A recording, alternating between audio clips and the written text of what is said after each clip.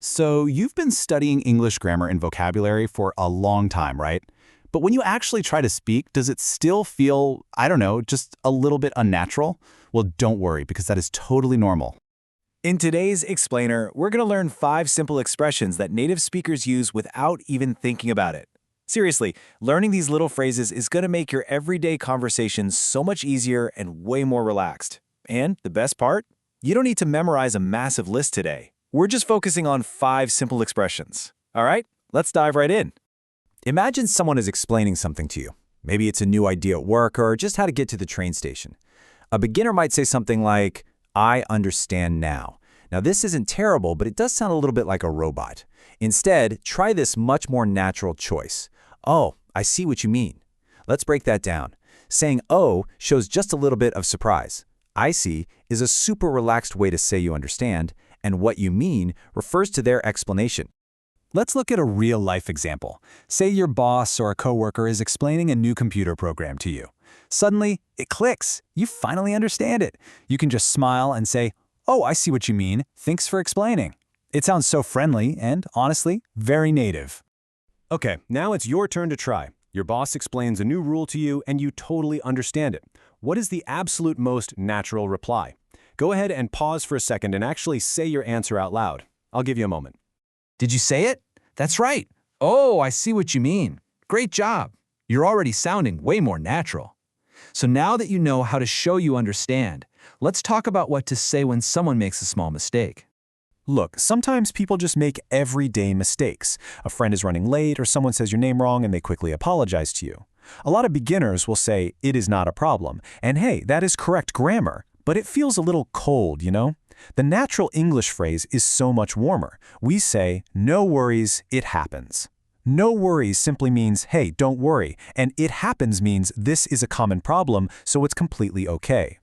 Here's a great everyday example. Your friend runs into the coffee shop and says, "I'm so sorry I'm late. Traffic was terrible." You want them to feel better, right? So you just smile and say, "No worries, it happens." It instantly shows them that you forgive them. Let's test this one out. A friend accidentally says your name wrong and they go, "Oh, I am so sorry." What do you say to be kind? Say the phrase out loud right now. I'll give you a few seconds to think. Yes, exactly. No worries, it happens. Excellent work. So we know how to forgive people now. Next up, let's try reacting to some big, surprising news. Imagine a friend tells you something absolutely crazy. A really common mistake is using words that are just too formal and exact, like saying, "Is this real? I am so surprised." I mean, that sounds exactly like a textbook. To sound native, you want to use short, energetic phrases like, "For real? No way." Saying "for real" asks if the news is actually true, and "no way" shows that you are just super surprised. For example, your friend comes up to you and says, "I quit my job to join a circus." Well, after you get over the initial shock, you can say, "For real? No way." These short little phrases perfectly capture your big surprise in a really fun, friendly chat. Okay, moving right along. Let's look at how to make your own statements a bit softer. Sometimes beginners are just a little too direct. They'll say, "I am tired," "I am hungry," and honestly, that kind of just stops the conversation. The natural way is to soften it up. Try saying, "I'm kind of tired. You?" Adding "kind of" makes your sentence a little bit softer, more casual, and adding "you" at the end, that turns it into a question. Look at this everyday example right here. "I'm kind of busy, you?" This is brilliant because it invites the other person to talk. It keeps the whole conversation going. But be careful. Here's a mistake a lot of beginners make. When we speak fast, kinda sounds like one word, kinda. But remember, when you're writing an email or a text, you still have to write it as 2 separate words, kind and of. Time for a quick check. How would you fix this direct mistake to make it sound softer and keep the conversation open? The sentence is, "I am bored." Go ahead and type your new, natural sentence in the comments below. I'll give you a few seconds to type. Okay, did you type, "I'm kinda bored"? You? If so, fantastic job. You are really getting the hang of this. Now, we have one final, incredibly important phrase to learn today, and that is how to show empathy. Empathy basically means you understand someone's difficult feelings. When a friend is sad or stressed out, beginners often say, "I understand what you are feeling." It's polite, sure, but a bit too formal. In informal, everyday English, native speakers will just say, "Yeah, I feel you." This is such a beautiful phrase. It simply means, I understand your struggle because I can totally relate to it.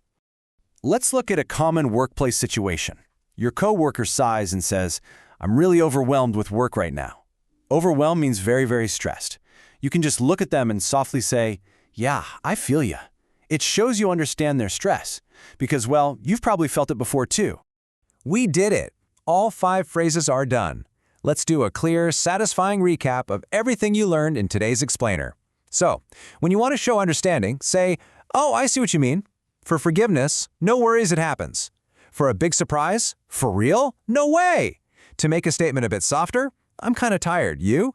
And finally, to show empathy and shared feelings, "Yeah, I feel ya." All right, let's finish up with 2 quick memory checks. First, try to fill in the blank for our forgiveness phrase.